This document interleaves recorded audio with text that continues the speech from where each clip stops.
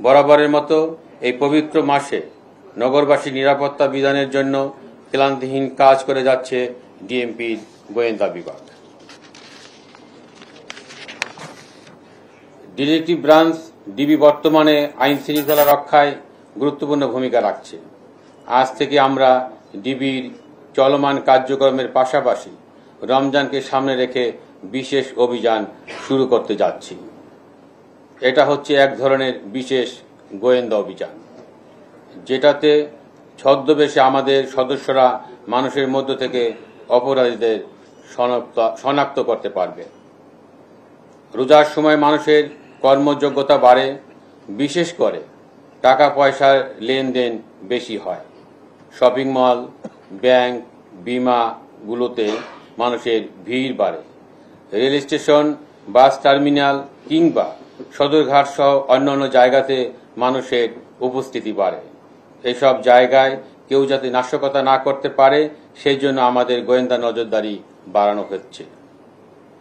পাশাপাশি দূরের যাত্রাপথ, বিশেষ করে বাসে কোনো দুর্ঘটনা যাতে না ঘটে সে লক্ষ্যে গোয়েন্দা তৎপরতার মাধ্যমে আমরা আগে থেকেই ডিবির তথ্য প্রযুক্তির ব্যবহার বাড়াচ্ছি।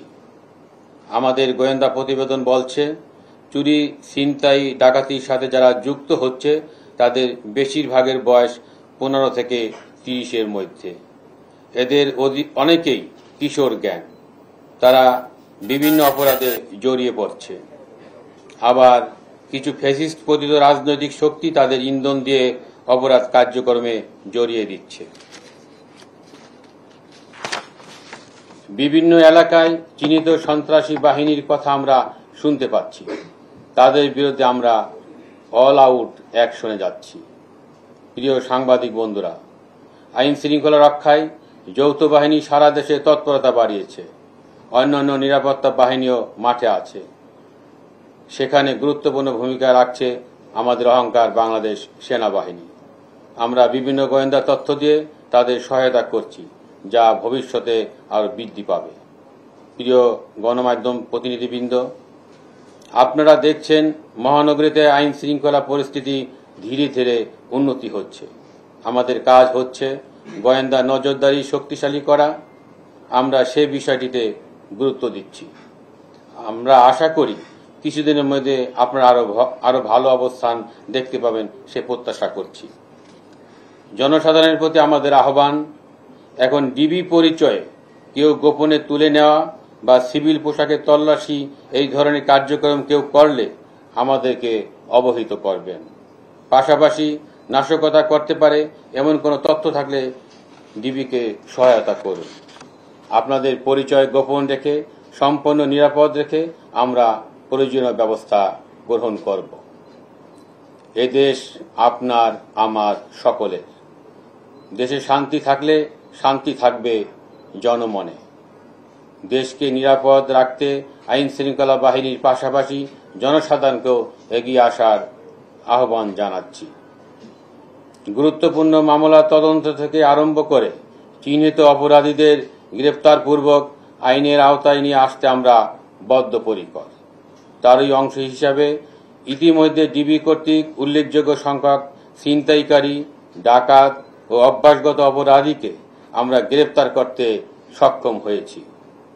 গুণগত মান বজায় রেখে এবং অপরাধের গুরুত্ব বিবেচনায় ডিবি কাজ করে থাকে।